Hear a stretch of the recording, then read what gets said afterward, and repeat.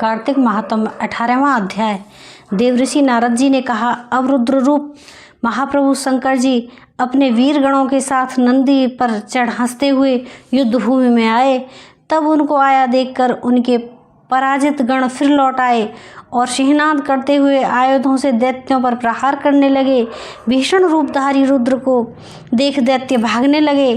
तब युद्ध में अपने दैत्यों को पराहन्मुख होते देखकर जलंधर ने हजारों बाण छोड़ता हुआ भगवान शंकर की ओर दौड़ा।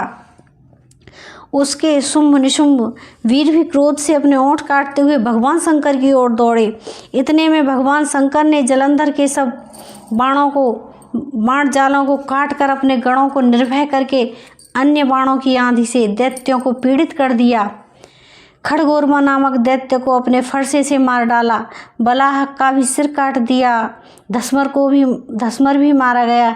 शिवगण चिशिखा ने प्रचंड नामक दैत्य का सिर काट डाला। किसी को शिवजी के बैल ने मारा, किसी को उनके बाणों द्वारा मारे गए, कई उनके बाणों द्वारा मारे गए। यह देखकर जलंधर अपने शुंभ आदि दैत्यों को धिक्कारने लगा।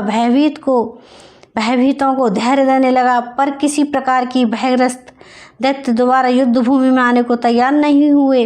दैत्य सेना ने पलायन किया।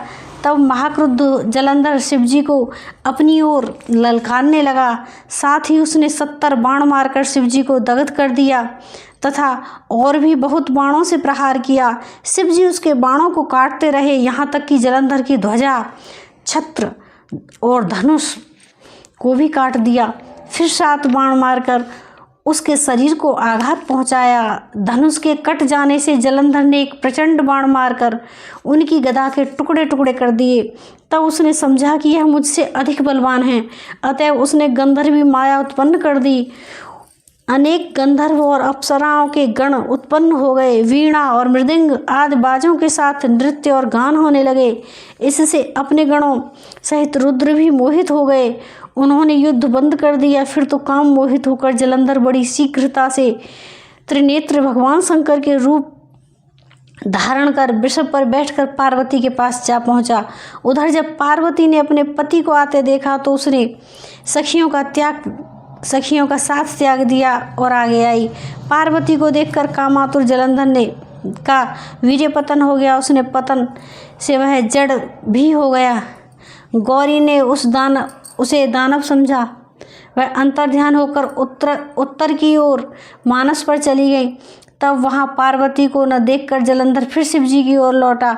उधर पार्वती जी ने भगवान विष्णु को बुलाकर दैत्य धन का वह कृत्य कहा और प्रश्न किया, आप इससे अवगत हैं? भगवान विष्णु ने हाथ जोड़कर सिर नवाकर उत्तर दिया, आपकी कृपा से मुझे सब कुछ ज्ञात है।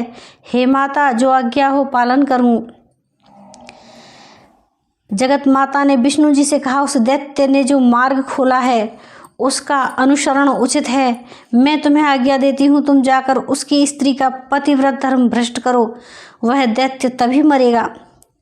पार्वती जी की आज्ञा पाते ही भगवान विष्णु उसको सिरोधार्य कर छल करने के लिए जलंधर की नगरी ले गए। बोल वृंदावन बिहारी लाल की जय।